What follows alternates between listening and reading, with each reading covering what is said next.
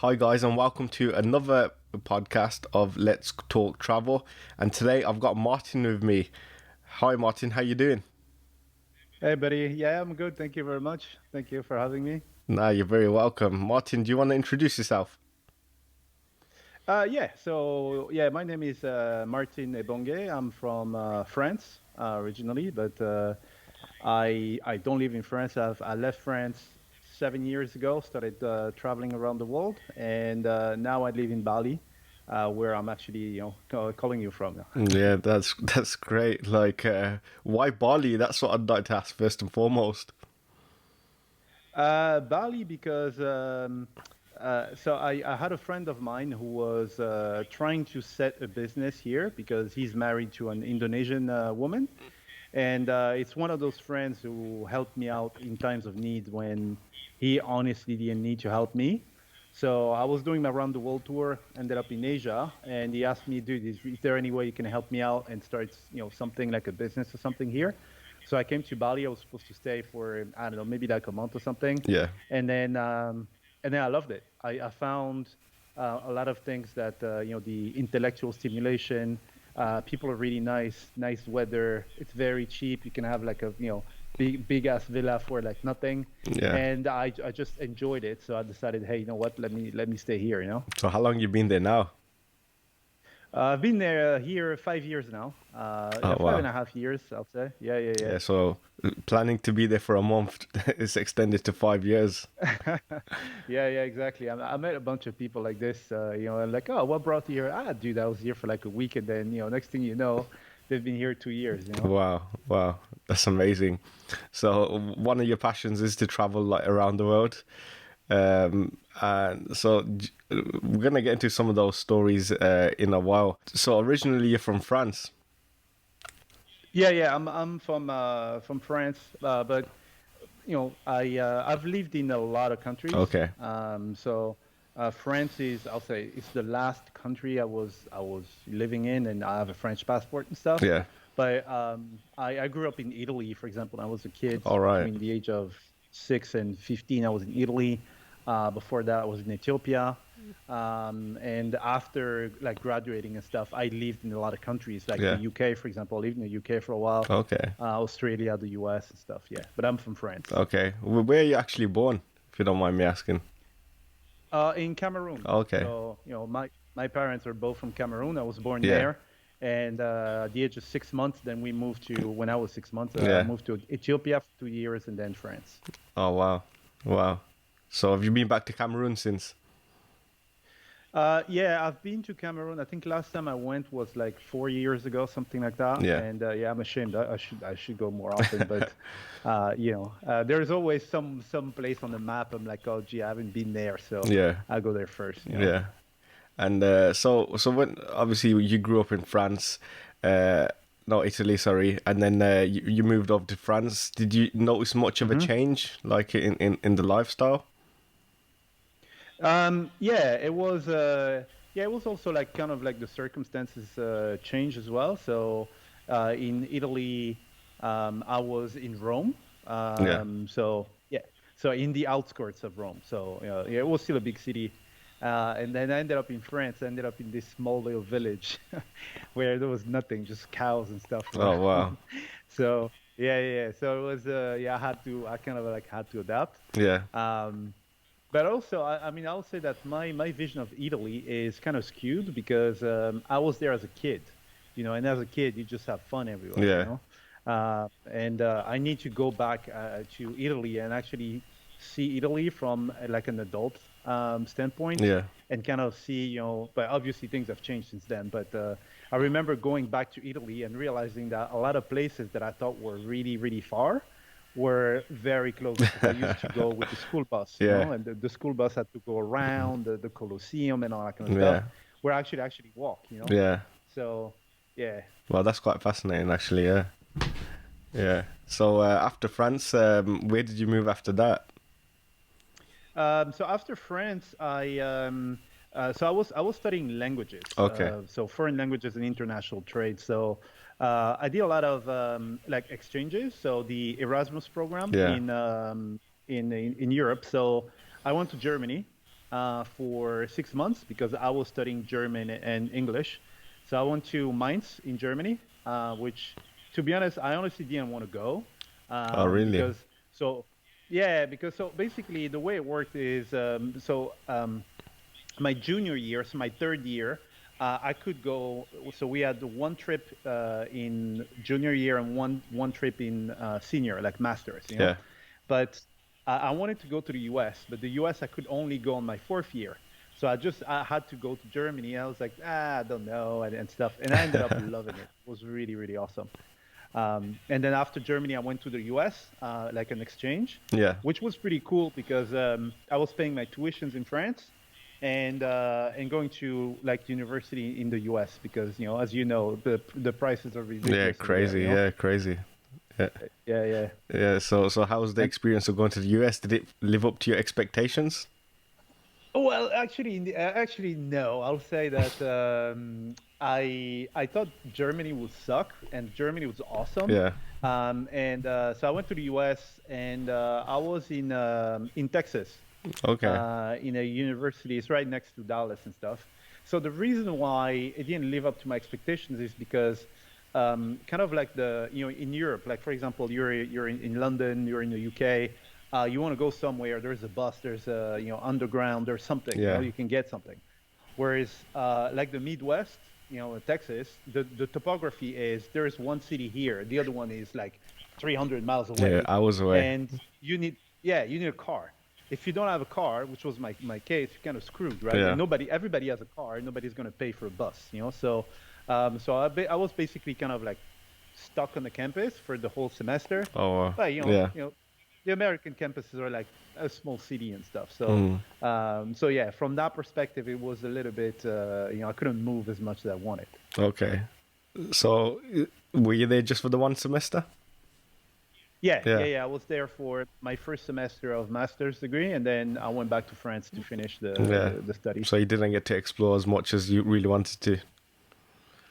Yeah, yeah. From Texas, not really, but then I mean, I've been to the U.S. quite a lot because after that, my job, I ended up working in marketing, Yeah. and so basically I kind of like shaped the job as I wanted it, Okay. because but they hired me because I had a special skill that they didn't have. They didn't know how it worked.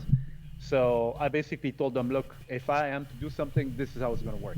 So every year there were 3 conferences I had to go to, like big conferences, and 2 were in the US, Yeah. 1 in Europe. So So you took yeah, but advantage of all that. yeah, exactly. So twice a year I was going to the US. The company was paying. So the conference was between, let's say, Monday to Wednesdays usually. But I told the company, look, there's the jet lag, so I need to fly on Friday, and then I flew back on Sunday. Like I Yeah. basically landed and go to work. So I ended up going to a lot of like really cool American cities without having to pay. Hotel and stuff was paid. So I've seen my fair share of the U.S. That's amazing. So which cities did you actually like? Which ones are you fond of? Um, which one did I do? I did DC, San Francisco, Fort Lauderdale. Uh, which one did I do again? Yeah, I went back to Dallas. Most of them were in like San Francisco, but in the US, actually, the one thing that one city that actually caught me off guard, and as a tourist I never would have gone there, is a state. I'll say it's Colorado, Okay. because yeah, I mean, as a tourist, in France, I'm pretty sure it's the same thing in the UK. Is you will go to either New York, like New York, Florida, Yeah. or California, Yeah. Yeah. right? So the other ones, they're like, nah, why would I do there? And I ended up working for a company in Colorado. So because of that same skill that I had, Yeah. everybody was fighting to get me. So there was these Americans. They just called me out of the blue and they say, "Hey, dude, we need you." And I say, "Hey, look, if I am to work for you, I'm going to work from Palma de Mallorca And yeah, it's either this or nothing. So they said, well, yeah, go there and live there. So I went to Mallorca, and then I told them, look, I can't work with people I don't know, so you need to fly me to Colorado and meet the teams. And Colorado is beautiful. It's beautiful. Apparently, it's the state where you actually have the most like sunny days Okay. during the year. There is a lot of like nature and parks and stuff. It's really, really beautiful. So yeah, Colorado was a really, really good surprise for me. Amazing. Amazing. So then you went to Mallorca. Is that right? Yeah, Yeah. yeah, yeah. So why Mallorca? Because one of my best buddies that I met in the UK, he was from Palma de Mallorca. Okay. So I went there to see him, and then I fell in love. There was a place there called Soyer. Yeah. So that's basically where they do all the oranges and stuff on the island. It's really nice. You have the sea. You can go to the mountain, that kind of stuff. And there's this really ancient train or something. So I kind of like the place, and I said, hey, you know what? Let me, at some point I would like to move there. Yeah. And then when I got the chance with these Americans, when I say, hey, I need to work from there, Yeah. it just worked out. So I went. So how long did you stay there for?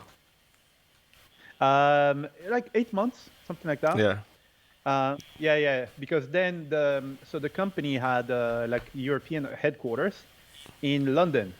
So they asked me. They said, "Hey, having you over there, we have to create a payroll in Spain and stuff. Would you like to? You should move to London." And I was like, "Damn." So I ended up going back to the UK. Yeah. And I was in London for, I don't know, maybe like 5-6 months or something, and then I changed job. So yeah, spent a little bit of time in London as well. Yeah. No, that's cool. And then, so when did your actual traveling expeditions actually bring where you ever actually started traveling? I have, I would say I've traveled, since I left, like high school and stuff, like since university. Yeah. But then, so because of my job, I was traveling a lot, and I actually caught the bug. I really liked it. Yeah. And so I don't drink, I don't smoke, I don't have any vices, I don't play online, I don't gamble or anything. Yeah. So all the money that I had, I used it to go out and travel. So I was traveling quite a lot, even when I was working. Yeah. But 2014, so like 7 years ago, on Labor Day. So I booked a plane ticket on Labor Day, a round the world tour ticket, because for me it was a symbol. I said, you know what, Labor Day, that's it. See you guys. Yeah. And so I booked a round the world tour ticket, and then I went to do a round the world tour. All right, So I want to know more about this tour. So how much destinations did you actually have planned on this tour? All right. So it was actually, so I didn't do too much planning, right? So Okay. I didn't even check the seasons or something. I did do some planning. Yeah. But Very basic. before leaving, yeah, and actually went through a UK company. You can buy a round the world tour ticket. Yeah. Because people don't know. You buy the ticket, it's like less than £1,000, and you can go around the planet. Yeah. How many destinations does your one have? Because I know that there's different amounts of destinations that you can actually pick flights for. Yeah. Uh-huh. So mine was custom because there Okay. were places I really wanted to go to. So there were places like I wanted to go to Tahiti, Okay. Bora Bora and stuff. I wanted to go to Fiji. I wanted to go to Cook Islands, and I wanted to go to like Philippines and stuff, right? So this is what I had planned, and I basically went to every possible tropical island I had on my list. Okay. So that's the only thing I've done. But for the first stop, I went to a farewell party for a friend of mine, and there was this dude who was there, and we were talking, and he told me that he was in Mexico for like an exchange, and I said, oh, I don't know anything about Mexico. How was Mexico? Where were you? And so he tells me that he was in this place called Isla Mujeres. So my Spanish was bad, but I knew that mujeres was chicks. So I asked him. I said, "Has the name been given by accident?" And he said, "Oh no, my friend." So I changed all my plans and decided to go to Mexico first. So basically, I ended up there. But yeah, I thought I was just arrived and there would be this horde of women jumping me and stuff, which wasn't the case, But so I ended up in Mexico, my first stop. So what I did was I had 4 big stops. because the last thing I wanted to do was, basically jumping from one hotel to the other, 3 days here, 2 days there, just go to the tourist places, So I said, I'm going to go do 4 stops of 3 months. And then once I'm there, I have time to explore. So the first one was Mexico. And so from Mexico, I went down to all the Caribbeans, the Bahamas, Turk Islands. Tell us some details, like part of this trip. You need to tell us some details. So. So basically, what I did was, so I was in Mexico. I was in Yucatan, Chichen Itza. No, how do I not remember that? Playa del Mayor? Playa del Carmen. No. Playa del Carmen. Sorry. And so I was my base was there, right? And then I moved to like Tulum. There was a really nice place called Akumal. I went to Isla Mujeres, Cozumel, all the islands around the Yucatan Peninsula, which is beautiful. I honestly didn't know because it's the Caribbean, right? It's as if you're in the Bahamas, man. So it's crazy. And I found a spot over there that I was like, dude, I'm going to retire there. I'm going to live there. Yeah. It's called Akumal. It's a place where you have, so basically you have like resident turtles who live there, like sea turtles. Oh, wow. You swim like 20 seconds and you're already swimming with a turtle, and it's my favorite animal, Amazing. So amazing. So I really love that Mexico was really, really nice. So, I had the chance to go to like, Chichen Itza and all that kind of stuff. So Mexico obviously has a really bad reputation around the world for like being dangerous and stuff. And did you have this kind of feeling whilst you were over there or not really? Well, it depends on where you go. I think in Yucatan, where I was, it's like super safe. It wasn't the full immersion, like, you get there and it's like Mexico, people have sombreros and stuff. It was a little bit Europeans and you have a lot of like Argentinians and stuff. So it was not too much of a culture shock, but over there it's pretty safe, or at least when I was there, it was pretty safe. I went back home at like, midnight, 2 a.m. I'm walking down the street and stuff. It's not like the stories that you hear. So over there it was pretty nice. Cancun as well because Cancun is right in front of Isla Mujeres, all the way at the top. It was safe enough. I mean, I didn't have any problems. So yeah, other parts of Mexico, I know, it's pretty, it's pretty dangerous. Yeah. But over there, it was fine. Cool. So what was the next part of the journey? So from there, because I was on the Caribbean side, so I went to Miami, because it's not too far, and I was able to go. I'm a big fan of basketball, and I was able to go see the Miami Heat were playing. So at the time, that like the big three, LeBron, Dwayne Wade, Chris Bosh, and stuff, and I was able to go there for the conference finals, like the last game of the conference finals. Oh wow! Like randomly, just show up at the stadium and you got a ticket. Yeah, because I mean normally it's sold out, right? Yeah. But I'm the biggest fan of basketball. I used to wake up at like 4 a.m. to watch the finals and stuff, and I was like, hey, you know what? So I went there. The guy said, yeah, I only have one seat. It's courtside. It's like $600 or something. You want it? I said, yeah, well, hell yeah.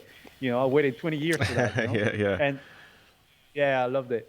And then from there, from Miami, the thing is you have cruises who take you to the Caribbeans.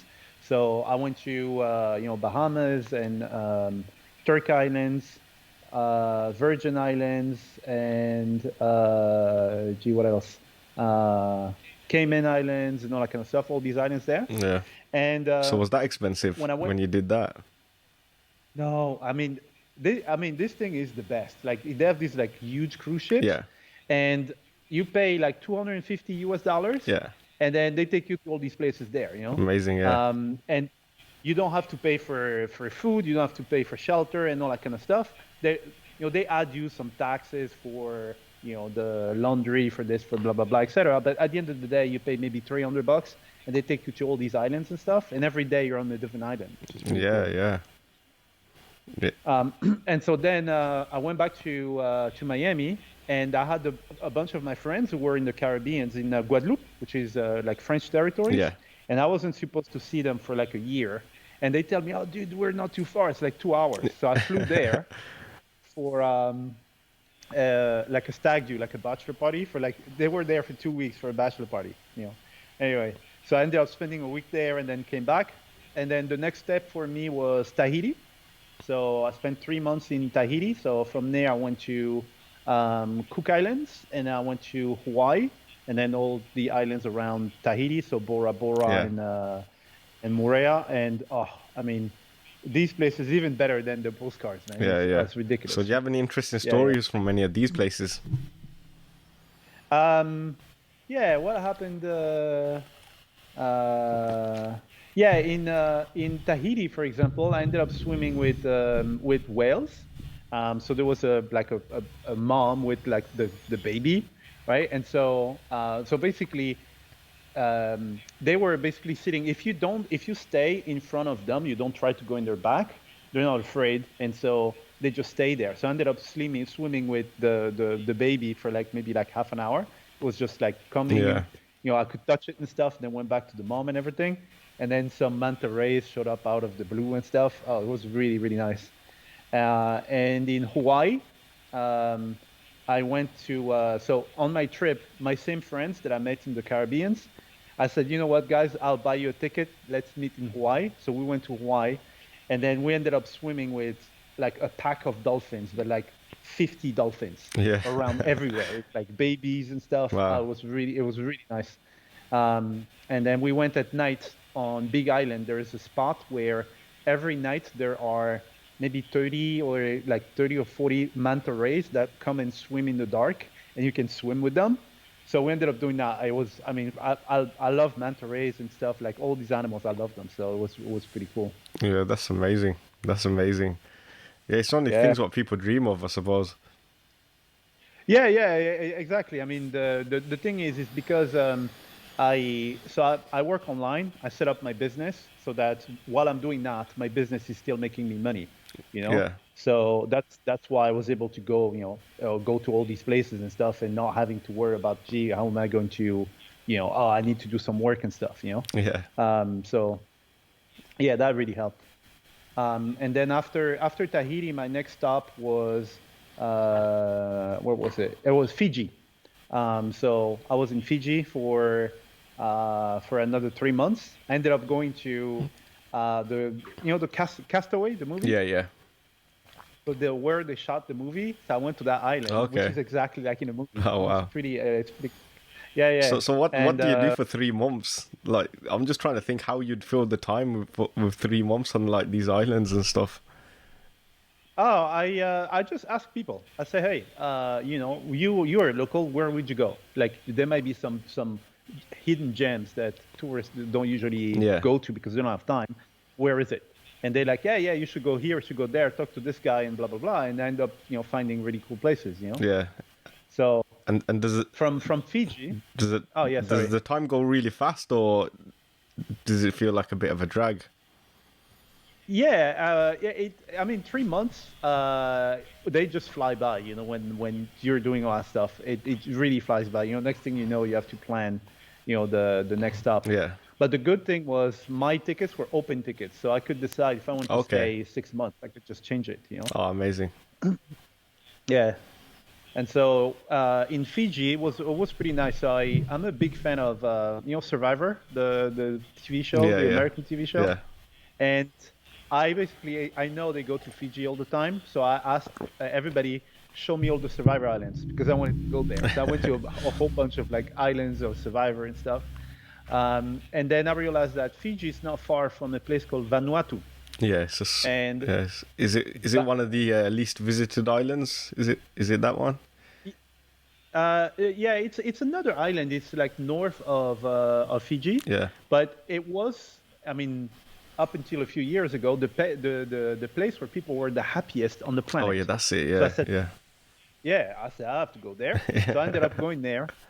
And they have an active volcano in Vanuatu. So you can actually go on the edge of the volcano and it's like spitting fires and stuff. So Crazy. I got there on like a small plane. So they fly you over the crater. You can see all that kind of stuff. And then they take you right next to the crater. You can see the flames and everything. It was really, really cool. Uh, Amazing. yeah, so pretty cool stuff. And then I ended up in my last stop was Philippines. And then from Philippines, the good thing in Asia is that you can travel, you can go to a lot of different places. Yeah. Um, and the thing with Philippines is I try to go, well, at least I tried to go every year to do a like an expedition on remote islands where there's like nobody there. It's called Tao, Philippines. And I ended up going the first time with a buddy of mine, and they take you to islands where, sometimes there's no electricity, no running water or something, so they install like tanks and stuff. Also, basically, you don't have your phone, you don't have your computer and stuff, and it's a group of like 20 people on the boat, so Yeah. you meet people from everywhere, and then you end up having to talk to people. In the evening, you put a fire, you talk to people, and people have really interesting lives. Yeah. So I because I already did that once, I went back to Philippines, did that, and visited a bunch of other islands in Philippines and then countries around Asia, and then I ended up here in Bali, that I was telling Yeah. you before, uh, with my buddy. Yeah. So is it eye-opening when you go to some of these places that have no electricity and no like running water that we take for granted? Yeah, exactly. I mean, there are a lot of things that you realize. You realize that, hey, just to have some water, they have to walk and go get the water somewhere over there, blah blah blah. So when you open the tap and there's water, people don't realize. In the UK, you don't realize it's a luxury. There are a lot of countries where that doesn't work. Or even if there's water, you cannot drink that water. Yeah. Um, but also, so that's one realization. The other one is, how like, connected or like kind of like disconnected from other people. We are always on the phone and stuff. And then you feel like, let's say you go out, you forget your phone. It's a tragedy, right? You're Yeah. like, oh man, I'm the phone. How am I going to do? Well, you end up in for like a week, you don't have your phone, and you realize that, hey, you know what? Life is simple. It's fine. I don't need my phone.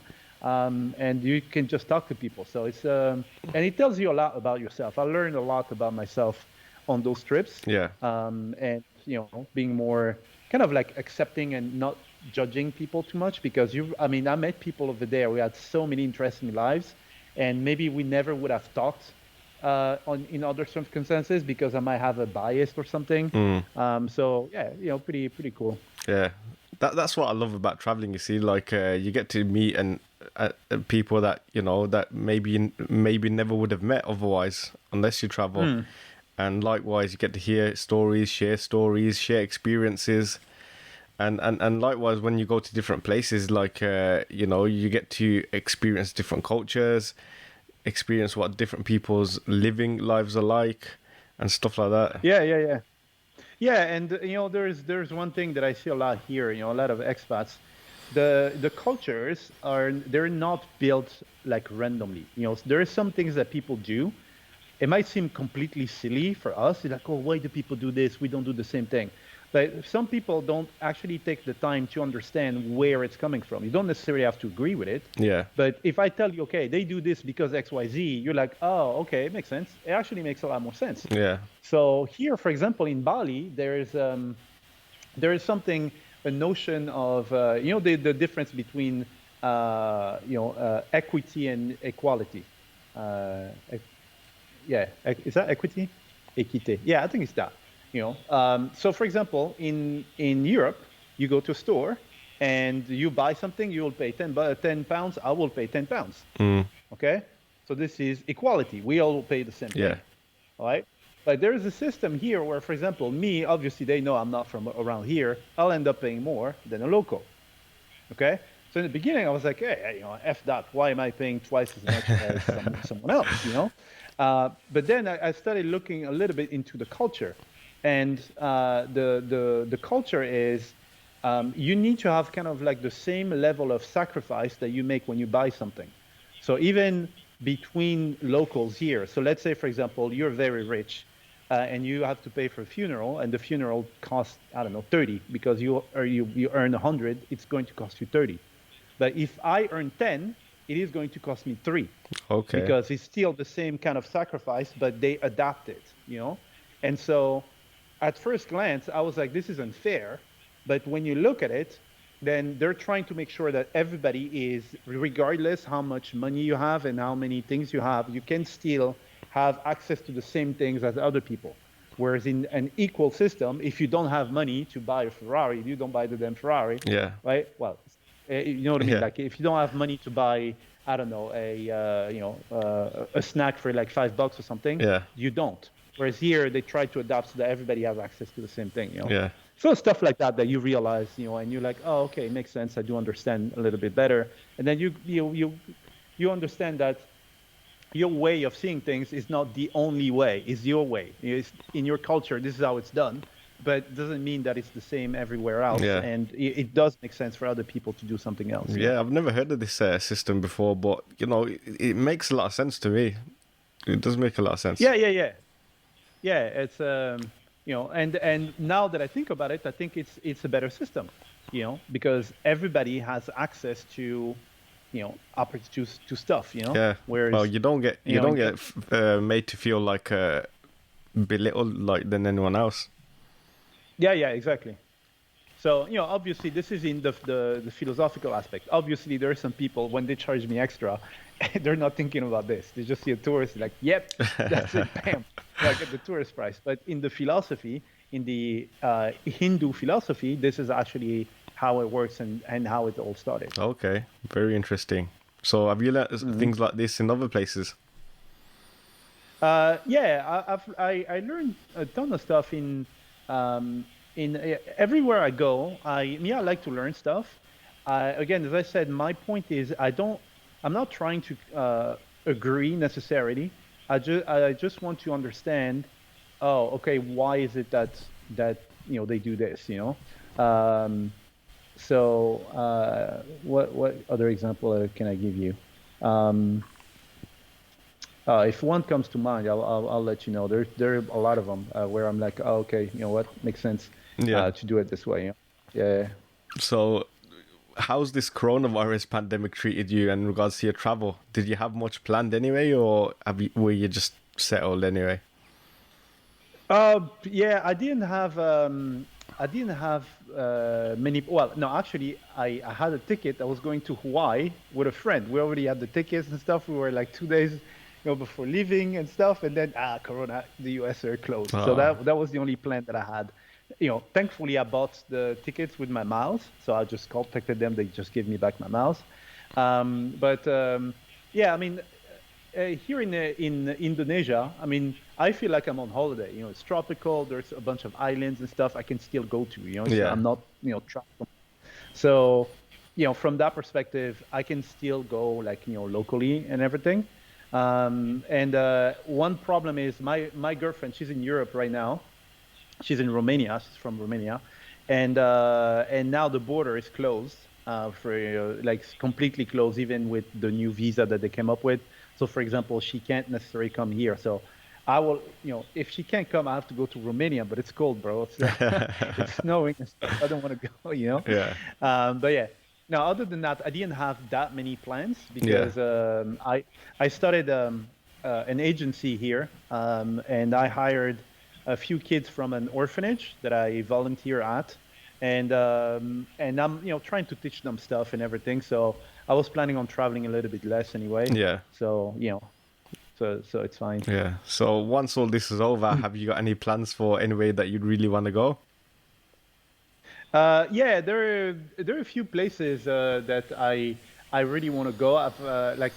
I really want to see Northern Lights, even though it's really cold. Yeah. I will, you know, the Northern Lights is one of those things. That's the one thing I have on my list next, is Northern Lights. And also Japan, because I think was it 4 years ago? Yeah, I think it was 4 years ago. I went to Japan. I was supposed to stay there for like a month, something like this. But then when I went there, earthquakes left and right and all that kind of stuff, you know. Oh, wow. So where I was in Tokyo, you know, it was fine. There were no earthquakes, but still, I said, you know, my ancestors are not buried here. You know, there's nothing that, you know, that I have specifically to do here. So let me just get out of the country. I can come back later. You know? So I really want to go back to Japan. I love the Japanese culture. I watch a lot of things in Japanese. Yeah. And they do things so differently from anything else that, you know, it's fascinating. So that's one place that we really would like to go, especially the tropical parts of Japan. They have islands like Okinawa, for example. Okinawa, I think the weather is something like Hawaii or something. You know, it's Yeah. like really tropical. And I would like to learn Japanese as well. So, because I speak 5 languages for now. I should speak 6, but Japanese is one of those languages that I learned just watching like mangas and stuff. Yeah, So I yeah. can count until 100 in Japanese. I've never learned any Yeah. Japanese, but just by watching like Naruto or something, I figure what the numbers are. Yeah, that's quite So I want to impressive. learn Japanese. Yeah, yeah. It's I just managed to like work it out. But the local language here, Bahasa, my Bahasa sucks, and I'm ashamed. I've been here so long, I don't speak a word. I'm ashamed. Yeah. You know. They Yeah. have loads of they have quite a few languages there though in Indonesia. Is that right? Yeah. So you have a few dialects, Yeah. but there's one language like the Bahasa Indonesia. So Bahasa means language that everywhere you go, people will speak that, but then they will have their local language and Okay. stuff. So here in Bali, for example, there's Balinese that it's different from Mm. the local language from Indonesia, but they will still speak both. But me, I still don't speak any Balinese, any Bahasa. I'm really ashamed. And in Bali, you do get like a lot of tourists. Do you tend to bump into a lot of people who are there just on vacation and stuff? Yeah, so I'm in an area. It's called Canggu, so it has become the hub for digital nomads, right? Yeah. So I don't know, some people came, mainly like hipsters and stuff. They came, they started doing a lot of like Instagram this, Instagram that. So now everybody's flocking to Canggu. And before that, it was more for like expats who are residents here. So me, basically, I live here, right? Yeah. So, yeah, there are a lot of people coming and going in Canggu. They stay 1 week, 2 week, blah blah blah. A lot of like youngsters. They're working online, all that kind of stuff. But there are still people who just live here and everything. So yeah, this area has become very very like touristic. Like for example, me, this house, I didn't have anything around like rice fields and stuff like that. But now people are building like houses and stuff, which Yeah. I feel like a local now. I'm like, oh, look at these tourists, I hate them and stuff. But Yeah, but it must be interesting. Like, obviously, you're submerged with not only the locals but people from different countries as well.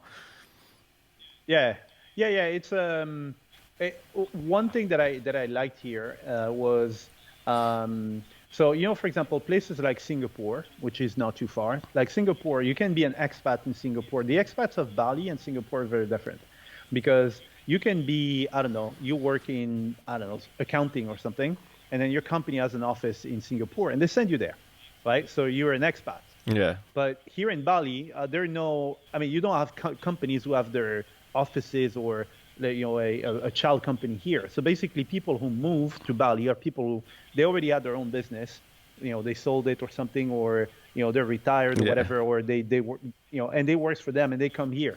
And so you meet a lot of people. And I think I read the stat that Bali expats were like the richest statistically because they all have their own business. Yeah. And so you end up meeting a lot of people who know quite a lot about business, and I meet really interesting people, and I learn a lot. When I go out and meet these people. A little bit less now because I'm old now. I just stay home and stuff and enjoy. But yeah, it's really interesting, and I get to meet people from a lot of different countries.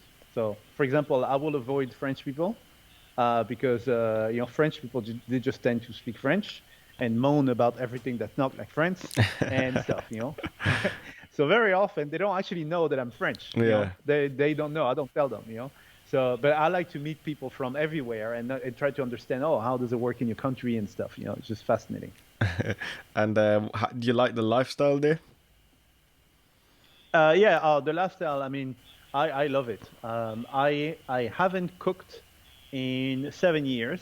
I don't cook. I don't go grocery shopping. I haven't done any laundry or anything like this. So, eating, for example, I always eat the same thing. You know, I'm very predictable, but it will cost me €3 to eat. Yeah. Right? I just ordered, they just deliver it. It cost me €3. So every day I spend €7, which is maybe, I don't know, £6 now with the exchange Yeah. rate. £6 a It's day almost the for same. Yeah. food. Yeah. Yeah, like, and when I say food, is it's basically first course, main course, like a starter and main course, right? For Yeah. $3. So I don't cook And because why would I cook? and the food I'm guessing is all like organic, probably Yeah, sourced yeah, exactly. locally. Exactly, like really good food. Then I have a pool guy. It's like, I don't know, $40, €40 a month for him to come and clean the pool. I have a gardener. It's like €40 as well. And I have a maid. She comes here twice a week, so I don't have to clean. I don't have to do all that kind of stuff. And it's always sunny. And again, I've organized my life so that my business just runs. So Yeah. I wake up in the morning. I choose what I want to do. I can jump in the pool. I can Yeah. Yeah. do this. I can do that stuff. So yeah, the lifestyle is pretty cool. I love it. Yeah. So would you change it for anything else? No, like honestly, no, dude. That's the thing. I built the life that I built is tailored for who I am, Yeah. and that's what I do. And I teach people how to do this because very often people are trying to live someone else's life. You see some dude on Instagram who's jumping from a cliff or something. Why would I jump from a cliff? I have enough problems, So me, I have my slippers. I'm at home. I eat the same thing. I'm happy. It works for me. Yeah. So no, I built like the really really cool life, and then I was fortunate enough to meet some people from the UK who have a charity taking care of orphans here in Bali. So I ended up sponsoring 20 orphans, and I teach them basketball every week. We have the kids. I hired some of them in the company. I'm mentoring Yeah. a lot of them to basically get them to expand their horizon and stuff. So I'm very happy with how things are going. So Yeah. I wouldn't exchange it for anybody else's life. Yeah. Some people, they have billions and stuff. Keep your billions. I'm happy. No, that's good. Happiness is obviously the priority in life. And look, Yeah, you're yeah. giving back now. You've experienced a lot in life. You're living the life, and you're giving back to obviously people who are less fortunate as well.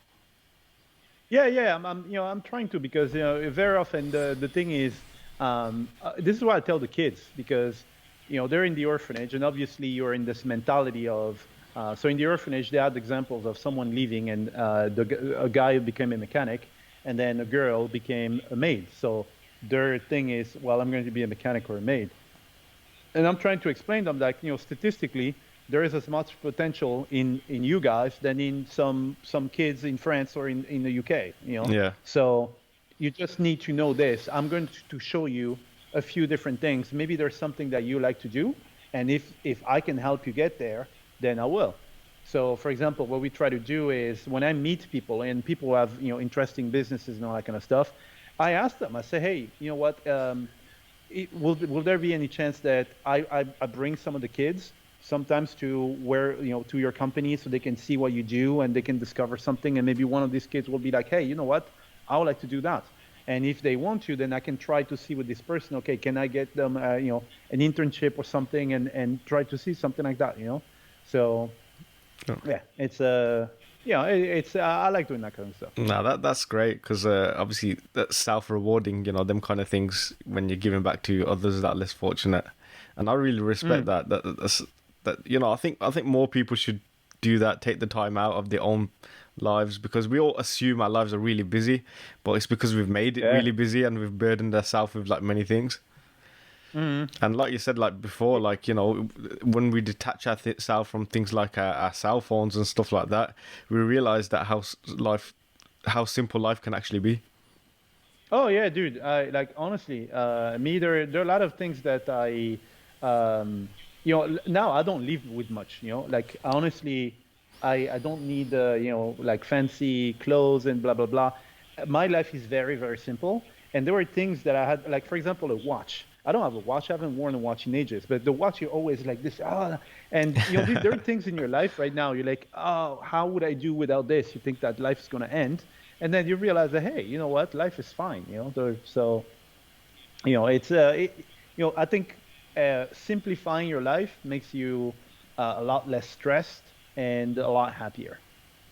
Yeah. So touching on that, this I don't really ask these kind of questions to people I speak with. So what tips would you give to other people in regards to living a happier life? Okay, here's the thing. My formula is very simple. I have a very simple formula. Is um, you figure out what you like to do, you do a lot of that, and you figure out what you don't like to do, and you just don't do it. It's little as possible. And it's just as simple as this. People are like, oh yeah, but how can I get away, get away not doing this and stuff? You can, all right? Um, it's actually very simple. Like, there is something that annoys you. You don't like the neighbor. You don't like this, blah blah blah. Don't interact with them. And you have a lot more power in your life than you think. One thing that people get wrong as well is resources versus resourcefulness. Okay, so we've all heard stories about these two youngsters. They go out, they're doing a round the world tour, just hitchhiking and sleeping at people's houses for free, just being going, oh hey, can I sleep at your house and stuff. They had zero resources, right? Resources, the money, the connections, the blah blah blah, they're excuses, right? If you're resourceful, you can, right? So I'll give you a few examples. I was in Thailand, and I was getting a massage, and there was this lady next to me getting a massage, right? And so we started talking. This is what you do when you're on holiday. You just talk to people. Yeah. And so she's asking me, oh, how long are you in Thailand for? I said, I'm here for 2 weeks, and then I leave. And then so I ask her, so how long are you here for?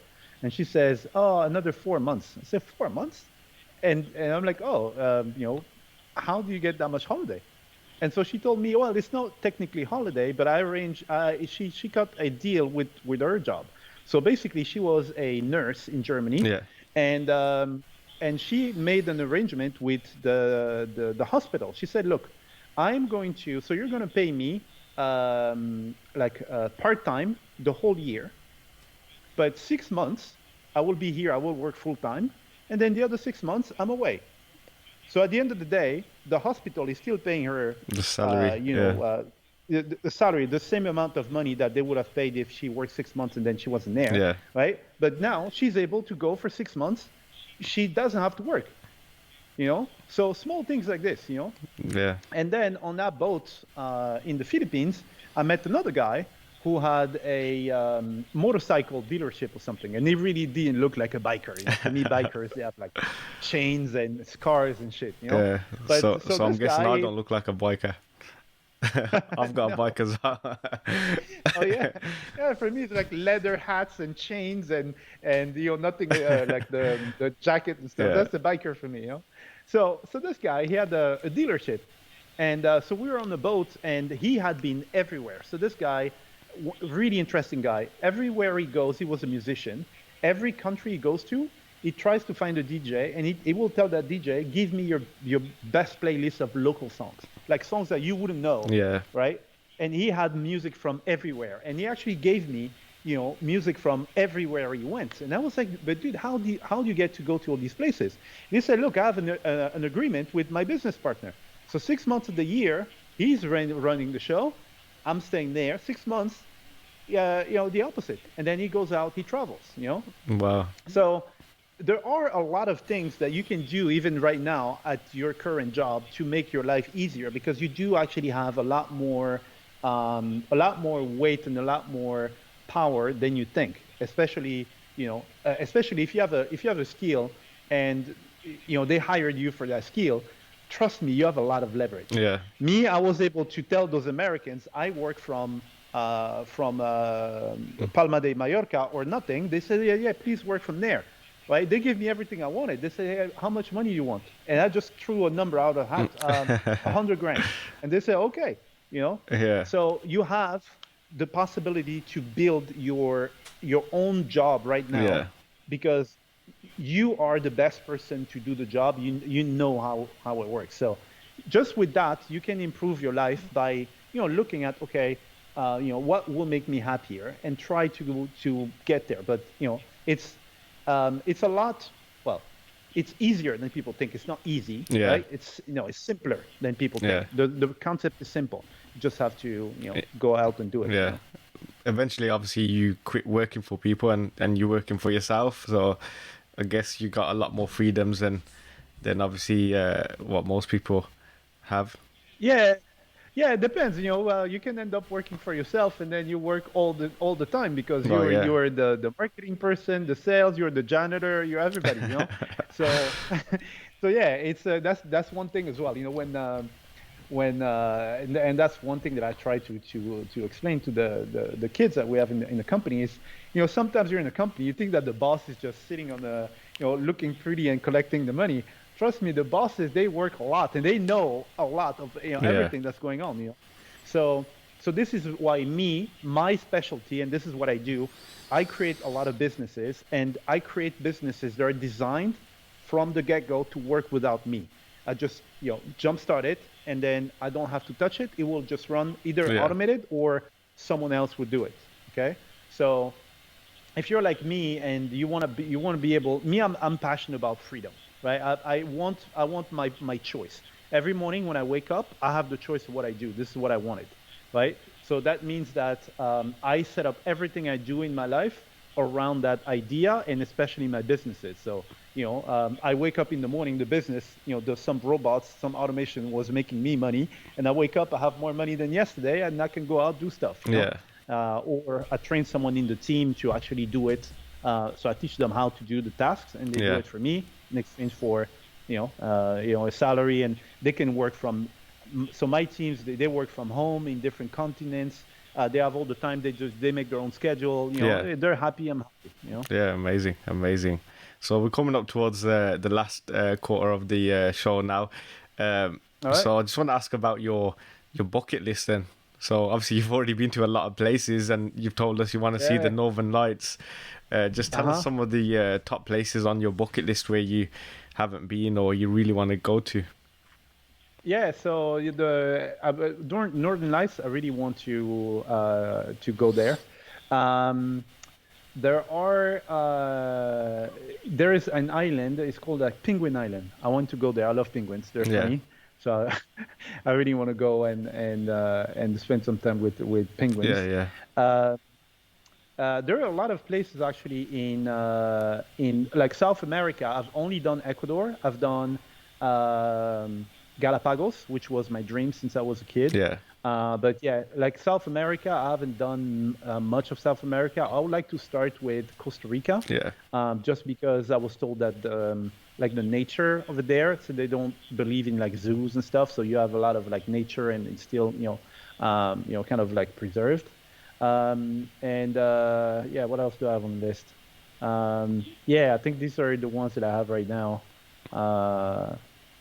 That like on my immediate list. Have you done much of Africa? Because I haven't heard any stories of any places in Africa you've been to. Yeah, I've done Africa mostly with my family, but when I was a bit younger. So yeah, there's still. I'm a big fan of nature, so there are a lot of places that I really would like to go. So for example, I have people from my team who are in Kenya, and I really would like to go there and see all these like majestic animals and stuff.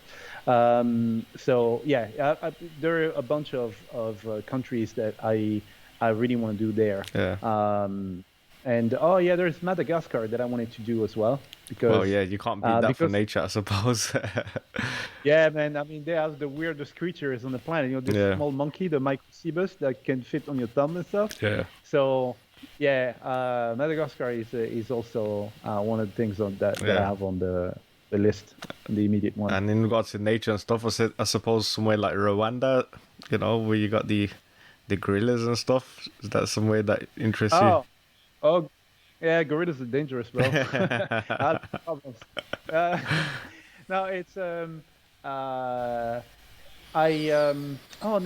there's a place next to the Great Barrier Reef as well in Australia. So I went to the Great Barrier Reef, but there is this place. What is it called? It's like the sanctuary for turtles. And again, as I said, turtles. The sea turtles is my favorite animal.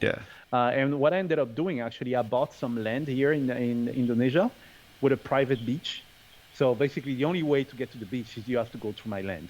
Well, at least for now, right? So, so I bought the land because there's like 200 meters of beach that will belong. They kind of like belong to me, even though you cannot own technically the beach. And I just want to be able to put some the sea turtle eggs, and then having sea turtle babies that just go, and they come back to lay their eggs later or something like that. That's beautiful. So Yeah.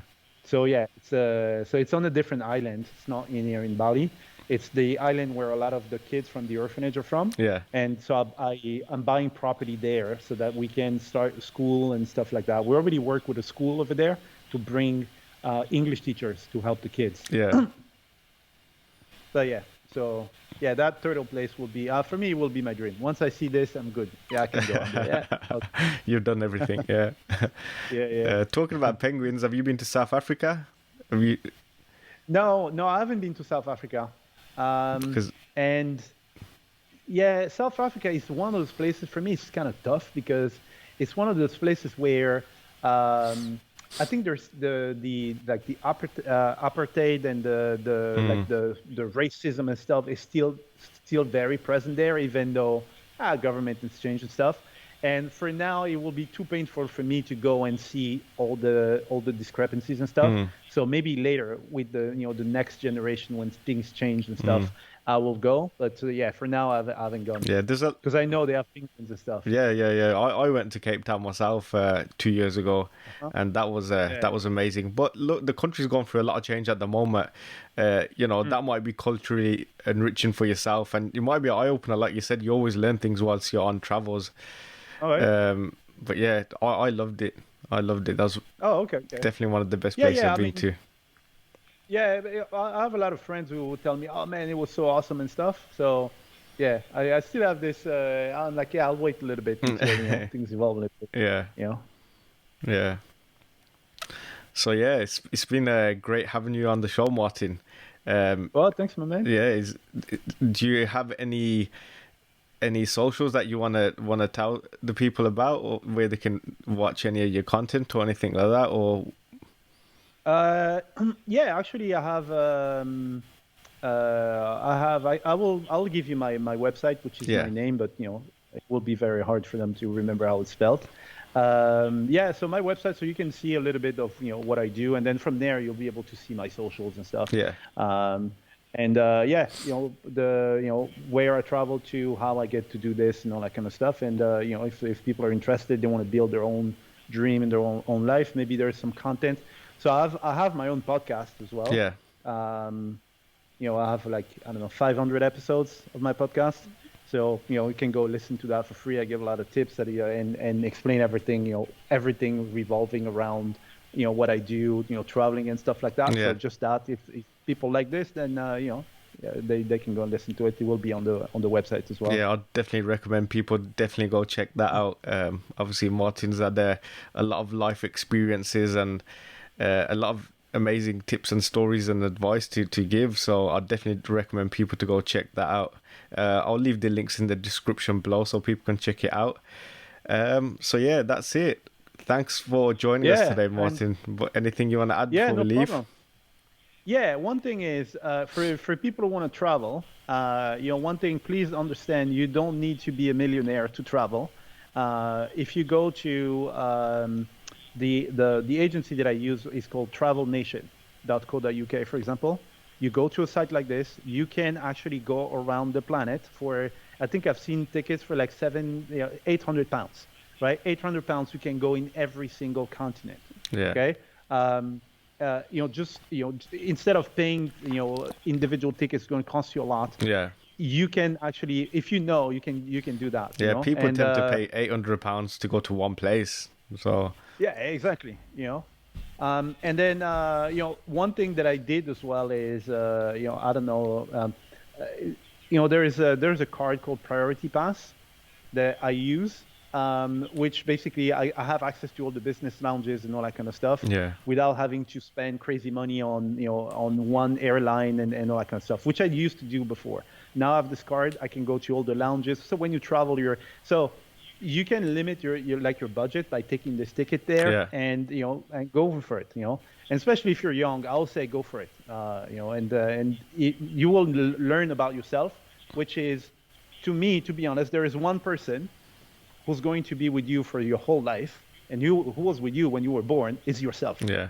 And the main thing that you should be doing in life is to learn who you are and what you like. And these experiences there, they will tell you who you are, Yeah. right? Too many people die without knowing who they are, what they wanted to accomplish and stuff. And I think it's sad. And, just go for it, learn who you are, and then, you'll be able to then create a life that you love, and you'll be happy. Yeah. Thank you very much, Martin. It's been a pleasure. Yeah, no problem, man. All right. Pleasure. My pleasure.